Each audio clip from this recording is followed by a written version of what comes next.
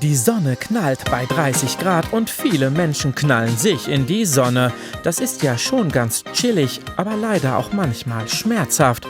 Stichwort Sonnenbrand. Letztes Jahr beim Surfen war es extrem, da war ich halt die ganze Zeit im Wasser und man cremt sich ein, aber das Wasser wäscht es halt direkt weg und eigentlich muss man dann wirklich einfach Pausen machen, aber man ist halt im Wasser und merkt es nicht und da hatte ich, glaube ich, wirklich 1-2 Wochen, also hat sich auch meine Nase geschält, das war schon schlimm.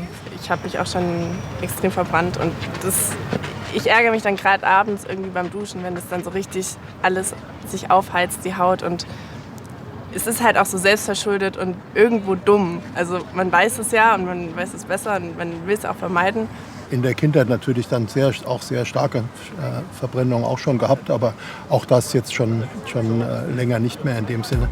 Viel Sonnenanbeten hat entsprechend Risiken und Folgen für die Haut, sagt uns die Frankfurter Hautärztin Leonie von Grawert.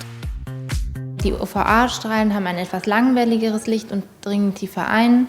Die sind zuständig für die Hautalterung, weil sie die Kollagenfasern schädigen und die Neubildung unterdrücken. Und die UVB-Strahlung ist etwas energiereicher, kurzwelliger und dringt nicht so tief in die Haut ein.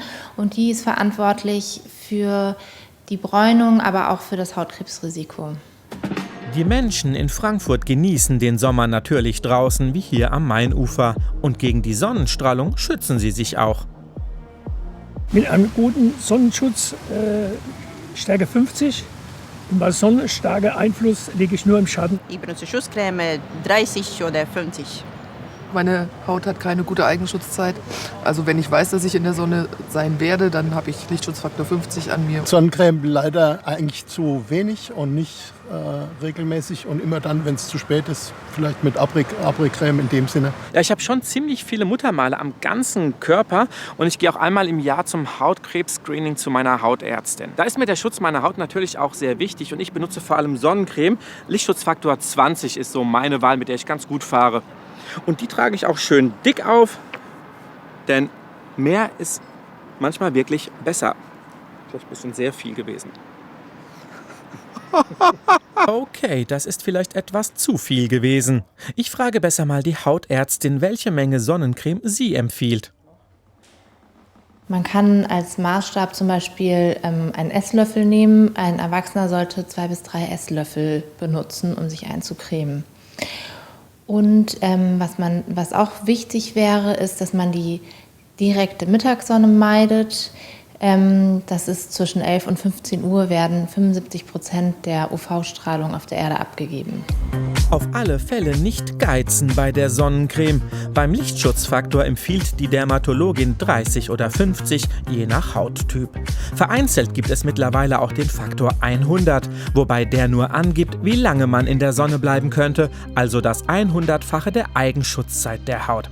Statt sich aber auf einen extrem langen Schutz zu verlassen, empfiehlt es sich, die Sonnencreme alle 2 bis 3 Stunden aufzufrischen, vor allem nach dem Sprung ins Wasser. Neben Sonnencreme gibt es noch zusätzliche Schutzmöglichkeiten. In meiner Tasche gibt es auch Mütze für Sonne und wenn ich spazieren gehe, dann nehme ich ein weißes Hemd mit, um die Schulter zu bedecken. Ich trage tatsächlich auch ganz gerne mal so Kappen, gerade wenn man jetzt wandern ist oder wirklich am Strand liegt oder so, da viel in der Sonne, weil es dann auch einfach so von oben geschützt ist und man auch von den Augen finde ich es eher angenehm. Natürlich, so meiner Frisur geschuldet, ja, dann hat man vielleicht so eine Bandana oder ein Cappy auf in dem Sinne. Aber nicht nur in der prallen Sonne lauert die unsichtbare Gefahr durch UV-Strahlung. Die Sonne wird natürlich auch vom Boden zum Beispiel reflektiert. Also ein heller Sandboden oder Wasser kann die Sonne in den Schatten reflektieren. Die UV-Strahlung gehen natürlich auch durch die Wolken durch. Also ein ausreichender Lichtschutz bei bewölktem Wetter ist auch zu empfehlen. Den Sommer genießen, ja, aber den Schutz vor der Sonne nicht vergessen.